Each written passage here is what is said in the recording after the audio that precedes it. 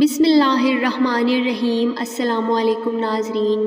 یہودی ہمیشہ سے ہی مسلمانوں کی مخالفت کرتے آ رہے ہیں۔ چند مدت پہلے کی بات ہے کہ یہودیوں نے سعودی عرب کے حکمرانوں سے درخواست کی کہ ہم فرعون کی لاش کو خانہ کعبہ میں لا کر ایک تجربہ کرنا چاہتے ہیں۔ سعودیہ کے حکمرانوں نے اللہ تعالیٰ پر یقین رکھتے ہوئے یہودیوں کو تجربہ کرنے کی اجازت دے دی۔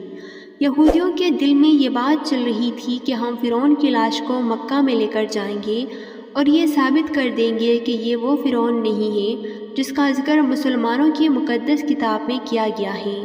ناظرین گرامی، 1891 سے پہلے یہ کوئی نہیں جانتا تھا کہ جس فرعون کا ذکر اللہ تعالیٰ نے قرآن میں کیا ہے کہ اس کی لاش آخر کہاں ہے، بلکہ بعض غیر مسلم تو قرآن کی ان آیتوں کو جھٹلاتے بھی تھے کہ جن میں اللہ پاک نے یہ ذکر کیا ہے کہ فرعون کی لاش کو نشان عبرت بنانے کے لیے محفوظ کیا جائے گا۔ 1891 تک کسی ایسی لاش کا نام و نشان لوگوں کو نہ پتہ تھا۔ فرعون کا قصہ تھا بھی یا نہیں؟ تورات، زبور اور قرآن پاک میں فرعون کا ذکر واضح طور پر ملتا ہے۔ بنی اسرائیل کے لوگوں کو حضرت موسیٰ علیہ السلام نے ایک اللہ تعالیٰ کو ماننے کا حکم دیا تو فرعون اور اس کی قوم حضرت موسیٰ علیہ السلام کو شہید کرنے کے عرض سے اس کا پیچھا کرتے ہوئے ایک سمندر سے گزری۔ تو حضرت موسیٰ علیہ السلام اور اس کے ساتھی جب سمندر سے گزر گئے، جب فرعون اور اس کی قوم سمندر کے درمیان پہنچی تو اللہ تعالیٰ کی حکم سے سمندر کا راستہ ختم ہو گیا، تو فرعون اور اس کی قوم سمندر میں ڈوب کر مر گئی۔ اس قصے کے بارے میں بائبل اور تورات میں فرعون کے ڈوبنے کے بعد کا کوئی ذکر نہیں ملتا، جبکہ قرآن پاک میں اس کا ذکر واضح طور پر پایا جاتا ہے۔ قرآن مجید کی سورہ یونس آیت نمبر 92 میں فرعون کے مرنے کے بعد کچھ اس طرح سے ذکر کیا گیا ہے: بس ہم تمہارے بدن کو سمندر سے نکال کر محفوظ کر لیں گے تاکہ تو بعد میں آنے والوں کے لیے عبرت بن جائے۔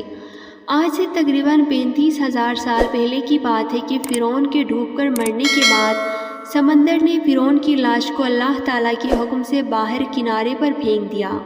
باقی پوری قوم کا کوئی علم نہ ہوا کہ ڈوبنے کے بعد وہ کہاں گئی۔ ایک دفعہ ایسا ہوا کہ مصری شخص وہاں سے گزر رہا تھا کہ اس کی نظر فرعون کی لاش پر پڑی، تو اس نے فرعون کی لاش کو پہچان لیا تھا۔ اس نے فرعون کی لاش کو فرعون کے شاہی محل میں پہنچا دیا۔ درباریوں نے فرعون کی لاش کو مسالہ لگا کر بڑے اچھے اور عمدہ طریقوں سے بند کر کے محفوظ کر لیا۔ فرعون کی لاش کو مسالہ لگانے کی ان سے بڑی غلطی یہ ہوئی تھی کہ فرعون تو پہلے ہی سمندر میں ڈوب کر مرا تھا۔ سمندر میں کافی عرصہ رہنے کی وجہ سے اس کی لاش میں سمندر کی نمکیات کی تہ جم گئی تھی۔ مصریوں نے اس تہ کے اوپر ہی نمکیات لگا دیے۔ وقت گزرنے کے ساتھ ساتھ یہ لاش نامعلوماتی ہوتی گئی۔ اس کے بعد فرعون کا نام صرف کہانیوں اور لوگوں کی زبان پر رہ گیا تھا۔ اس واقعے کے 2000 سال گزرنے کے بعد حضرت محمد صلی اللہ علیہ وآلہ وسلم کی ولادت ہوئی، تو اللہ تعالیٰ نے اپنے آخری نبی صلی اللہ علیہ وآلہ وسلم پر قرآن پاک نازل فرمایا۔ قرآن پاک میں واضح طور پر فرعونوں کے ذکر ملتے ہیں۔ قرآن پاک میں فرعون کی لاش کو محفوظ کرنے کا ذکر بھی واضح طور پر ملتا ہے۔ یہ لوگ یہ سمجھتے تھے کہ فرعون خدائی کا دعویٰ کرنے والے کی لاش کا نام و نشان کس طرح رہ سکتا ہے۔ 1871 میں مصر کے ایک شہری اونیا سے تعلق رکھنے والے ایک عام سے چور کو فرعون کی لاش تک پہنچنے میں سراغ مل گیا، جس کا نام احمد عبد الرسول تھا۔ وہ سمندر کے ارد گرد کے علاقوں سے چوریاں کر کے اپنا پیٹ پالتا تھا۔ ایک دن وہ دریائے نیل کے قریب تسبیح کے مقام پر چوری کے سلسلے میں پھر رہا تھا کہ اسے اچانک ایک سرنگ نظر آئی۔ وہ وہاں زمین کھود رہا تھا تو وہاں کے لوگوں نے احمد عبد الرسول کو پولیس کے حوالے کر دیا تھا۔ وہ جہاں زمین کھود رہا تھا وہاں سے 1891 میں دوسری لاشوں کے ساتھ فرعون کی لاش بھی مل گئی۔ فرعون کے کفن پر فرعون کا نام درج کیا ہوا تھا۔ ان لاشوں کو ماہرین قاہرہ لے گئے۔ ماہرین ان لاشوں پر تجربہ کر رہے تھے کہ ان کو فرعون کی لاش پر سمندر کی نمکیات کی تصدیق ہو گئی۔ ماہرین کے ذہن میں یہ بات آئی کہ یہ وہی فرعون ہے جس کو اللہ تعالیٰ نے سمندر میں غرق کیا تھا۔ یہ خبر دنوں میں ہی آگ کی طرح پھیل گئی، جیسے آگ پھیلتی ہے۔ اس کے بعد دنیا کے نامی گرامی ماہرین نے اس لاش پر تجربات کیے، تو سب نے اس لاش کو فرعون کی لاش کی تصدیق کی۔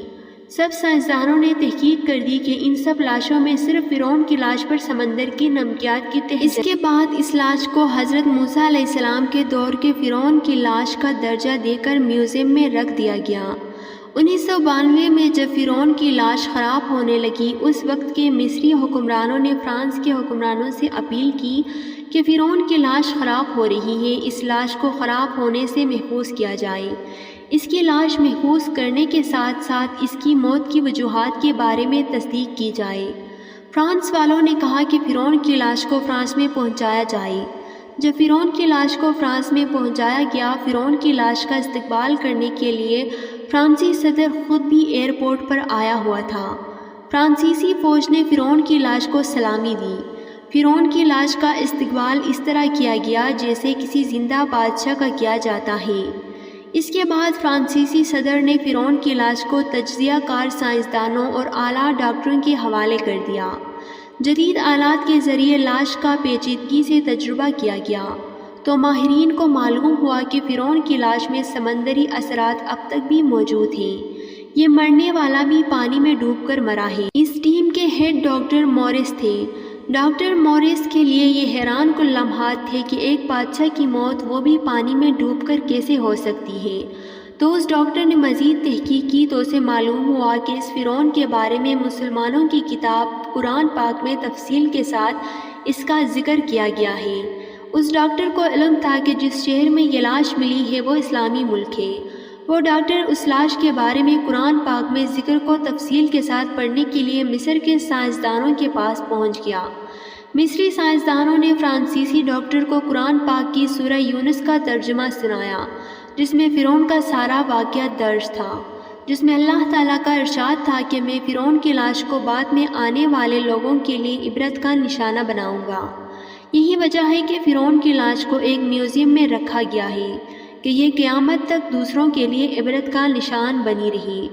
جب فرانسیسی ڈاکٹر نے قرآن پاک کی آیت کا ترجمہ سنا تو پکار اٹھا کہ اللہ ایک ہے، وہی سب کو پالنے والا ہے، وہی سب پر قادر ہے، اللہ تعالیٰ سچا ہے، حضرت محمد صلی اللہ علیہ وآلہ وسلم سچے ہیں، قرآن پاک سچا ہے۔ فرانسیسی ڈاکٹر نے کلمہ پڑھا اور مسلمان ہو گیا۔ یہودی شروع سے ہی مسلمانوں کی مخالفت کرتے آ رہے ہیں۔ یہی وجہ تھی کہ وہ اس فرعون کی لاش کو بھی یہ ثابت کرنا چاہتے تھے کہ یہ فرعون نہیں ہے، قرآن پاک میں غلط ذکر کیا گیا ہے۔ یہودی کے بات کو واضح کرنا چاہتے تھے کہ فرعون اپنے زمانے کا خدائی دعویٰ کرنے والا شخص ہے، ہم اس کو خانہ کعبہ میں لے کر جاتے ہیں، کیا اللہ تعالیٰ اس کی لاش پر کوئی اثر ڈالتا ہے؟ اس لاش کو خانہ کعبہ میں داخل ہونے دیتا ہے کہ نہیں؟ خیر وہ تو یہ کام نہ کر سکے تھے، پر یہودیوں کے اس دعوے کی نفی کے لیے مصری حکومت نے خود سعودی حکومت سے فرعون کی لاش کو حرم شریف میں لے جانے کی اجازت مانگی، جسے کچھ مشروط شرائط سے مان لیا گیا۔ فرعون کی لاش کو ایک جنازے کی صورت میں خانہ کعبہ میں لے جایا گیا۔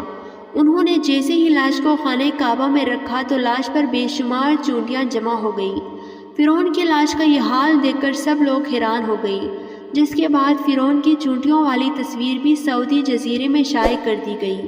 حیرانگی کی بات تو اس اخبار میں یہ لکھی گئی کہ جیسے ہی لاش حرم شریف کے احاطے سے باہر لے جائی گئی تو چونٹیاں پراسرار طور پر غائب ہو گئی۔